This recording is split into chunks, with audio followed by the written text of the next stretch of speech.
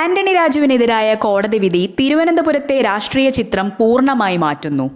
തൊണ്ടി മുതൽ കൃത്രിമം കേസിൽ 3 വർഷം തടവ് ശിക്ഷ വിധിച്ചതോടെ മുൻ മന്ത്രിയും MLA-യുമായ ആന്റണി രാജുവിന്റെ രാഷ്ട്രീയ ഭാവി ഗുരുതര പ്രതിസന്ധിയിലായി.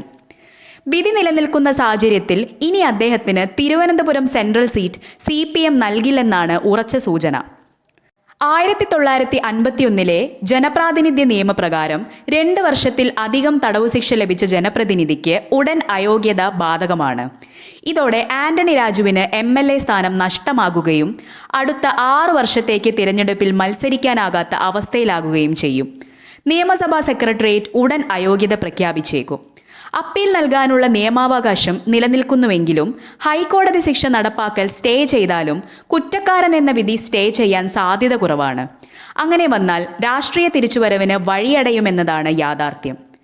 1990 തിരുവനന്തപുരം വിമാനത്താവളത്തിൽ ലഹരിമരുന്നുമായി പിടിയിലായ ഓസ്ട്രേലിയൻ പൗരനെ രക്ഷിക്കാൻ ഗൂഢാലോചന നടത്തിയെന്നതാണ് കോടതി കണ്ടെത്തൽ. അന്ന് അഭിഭാഷകനായിരുന്ന ആന്റണി രാജു കേസിലെ പ്രധാന തൊണ്ടി മുതലിൽ കൃത്രിമം കാട്ടിയതായും കോടതി ജീവനക്കാരുമായി ചേർന്ന് തെളിവ് മാറ്റിയതായും കോടതി വ്യക്തമാക്കി. IPC 120B 201, 193, 409, 34 എന്നീ ഗുരുതര വകുപ്പുകളാണ് തെളിഞ്ഞത്. ആന്റണി രാജു നിയമകുരുക്കിലായതോടെ ജനാധിപത്യ കേരള കോൺഗ്രസിന് കൈവശമുള്ള തിരുവനന്തപുരം സെൻട്രൽ സീറ്റ് CPM ഏറ്റെടുക്കാനാണ് സാധ്യത.